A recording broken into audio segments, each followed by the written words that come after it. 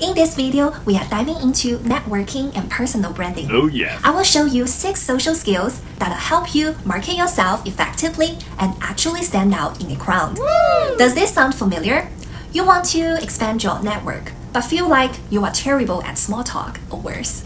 You are watching less qualified people somehow land better opportunities, while you are left wondering what's going on. The real self-marketing is so smooth, you don't even realize it's happening. They've figured out the psychological triggers that make people naturally want to help, trust, and remember them.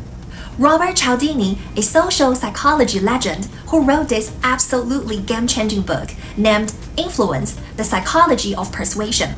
He spent 3 years going undercover to figure out how persuasion actually works in the real world.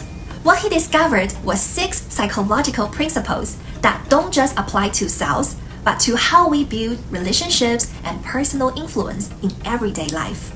My name is Lu, and this channel is all about personal growth and becoming the best version of ourselves. If you are ready to level up and transform your life, definitely hit that subscribe button. Now, let's dive into these 6 social skills that'll help you market yourself effectively and actually stand out in a crowd. Number 1, reciprocity. Become the value-first person.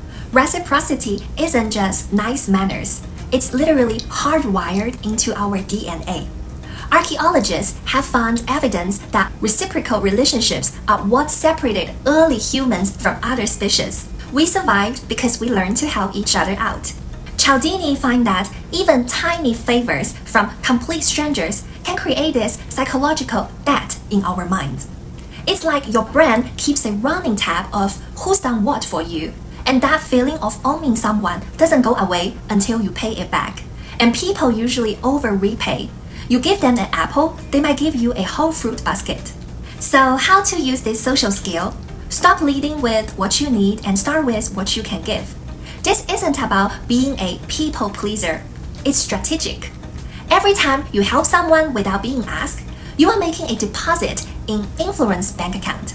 These deposits pay dividends when you least expect it, opening doors you didn't even know existed. So for example, let's say you just get a new job. Instead of bombarding people with questions on day 1, show up with something valuable. Maybe an industry report you compiled, notes from a course you took, or a new tool you discovered. Once people see you as a value creator, they'll naturally want to help you succeed. Another example, when doing networking, you want to connect with that industry big shot. Don't just ask for coffee. Read their latest article and write a thoughtful response with new examples or data points. Then mention you'd love to discuss it further over coffee. The magic of reciprocity is that it creates this beautiful cycle. The more you give, the more comes back to you. Number 2, commitment and consistency. Build your reliability brand. Our brains are literally wired to avoid contradicting ourselves. Psychologists call this cognitive dissonance, which means when our actions don't match our words, we feel genuinely uncomfortable and will change our behavior to make that discomfort go away. Public commitments are like psychological contracts with ourselves. Cialdini discovered that even small public commitments create massive follow-through because they tie into our self-image and social reputation. It's not just about keeping promises, it's about who we think we are as people. So how to use this social skill? Start small and public. Make commitments that stretch you but are absolutely achievable. Each time you follow through, you are literally rewinding how people see you and how you see yourself. Pick commitments that align with the personal brand you want to build. Let's see, for example, you can build your learning reputation through posting reading 50 books this year on social media and share weekly updates. 6 months later, colleagues will introduce you as the person who's always learning something new. And you can also build your workplace reliability like this. In meetings, volunteer for specific tasks with clear deadlines. For example, you'll say, I'll handle the data analysis and present findings next Wednesday. Do this consistently and you become the go-to person. Every small commitment is a building block of your personal brand. Each kept promise reshapes your identity, and eventually those consistent actions become your reputation. Number 3, social proof. Build your credibility system. Social proof is our mental shortcut for navigating uncertainty. When we don't know what to do, we look around and copy what others are doing. From an evolutionary perspective, this keeps us alive. Hey, if everyone's running from the saber-toothed tiger, you should probably run too, huh? Cialdini believes that recognition creates more recognition. It's like a psychological domino effect. When people see you've already been validated by others, they are much more likely to validate you too. In our information overloaded world, people use others' opinions as shortcuts to make figured out who's worth their time. So how to use this social skill? Don't brag directly. Let your social proof do the taking. The trick is weaving these endorsements naturally into conversations rather than dropping them like name-dropping bombs. Collect testimonials, recommendations, press mentions, awards, anything that shows other people value what you do. So let's say, for example, when writing resume, instead of saying proficient in blah blah blah programming language, you can say develop data analysis tools for Google's product team, earning high praise from senior engineers. Same skills, but now there's third-party validation. When it comes to social situations, when someone compliments your idea, you can respond with, "Oh, thanks, my department had said something similar about my last proposal." You are not bragging, you are just mentioning relevant context. Hey, you are not showing off, you are just sharing legitimate validation from credible sources. In personal branding, "They say I'm good" will always beat "I say I'm good." So become a collector and curator of your own social proof. Number 4, likability.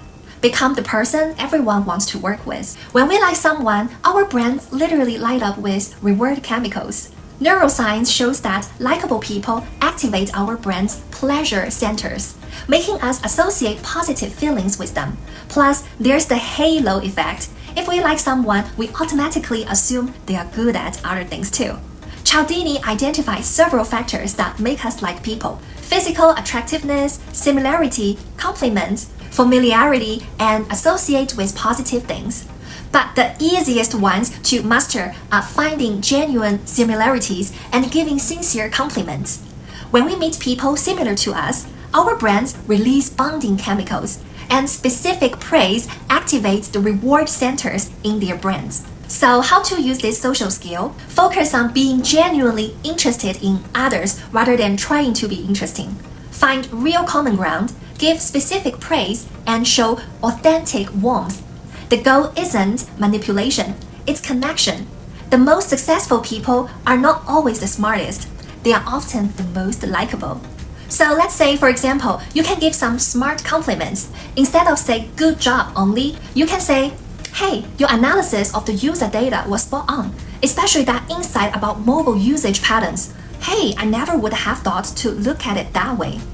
That's specific compliment. You can also show your warmth. For example, remember people's name, smile genuinely, ask follow-up questions about things they mentioned before. These small touches add up to major likability points. Skills get you noticed, but likability gets you chosen. What determines how far you go is how much people enjoy working with you. When it matters, people pick those they like, recommend those they trust, and help those who make them feel good. Number 5, authority. Become the go-to expert. Humans have evolved to follow expertise. It's a survival strategy that saves mental energy. We can't be experts at everything, so we rely on authorities to guide our decisions. Cialdini believes that you don't need to be the world's #1 expert.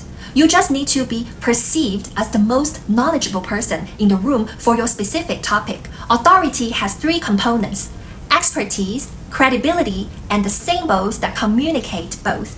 Interestingly, even the external symbols of authority like professional dresses, titles, confident language can influence how others perceive your expertise.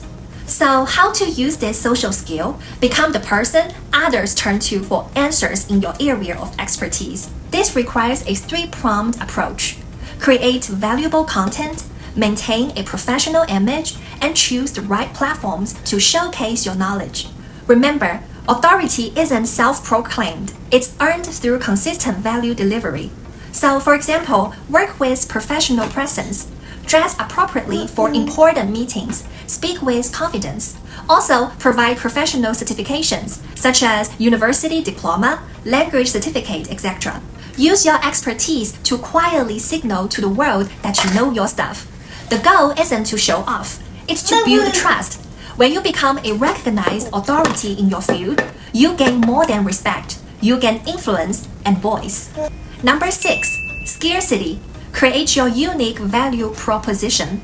Scarcity triggers our brand's loss aversion mechanism. Behavioral economists have found that the pain of losing something is about twice as powerful as the pleasure of gaining something equivalent.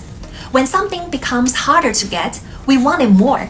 It's basic human psychology. Cialdini believes that scarcity works on multiple levels. First, it triggers our competitive instincts. We feel like we need to act fast. Second, scarcity implies quality. We automatically assume that rare things must be special somehow. Third, it taps into our need for autonomy. In personal branding, real scarcity comes from genuine expertise barriers and unique value combinations. So how to use this social skill? Identify your unique combination of skills and experience that few others can replicate. This requires strategic thinking. Analyze market needs, find undersupplied areas, combine your interests and talents in unique ways. Then build deep expertise in that intersection. True scarcity isn't manufactured exclusivity. It's genuine supply-demand imbalance, where you are the solution. So, for example, obtain yourself a unique positioning. You are not just a programmer. You are a programmer who understands user psychology, so common and rare. So you build more intuitive interfaces, unique value. Also, provide limited availability. For example, you can say, I only take on 3 consulting projects per month to ensure each client gets my full attention. Sounds more valuable than I'm available anytime. You want to be the first name that comes to mind when people think of a particular challenge. Real scarcity comes from depth, not breadth. Better to be irreplaceable in one intersection than forgettable in 10 areas. My sweet family, all these 6 social skills come down to one shift. Stop thinking about what you want and start thinking about what others need and value. The highest level of self-marketing is strategic empathy. But listen, Cialdini emphasizes these only work if you are genuine. They are amplifiers, not magic tricks. They are amplify authenticity just as much as fake behavior. We are building real trust, not trying to trick people. If this video helped you see influence differently and now you learn how to market yourself, hey, like, share, and subscribe with the notification bell on. Remember, the best marketing is being genuinely valuable to people around you. Until next time, bye-bye!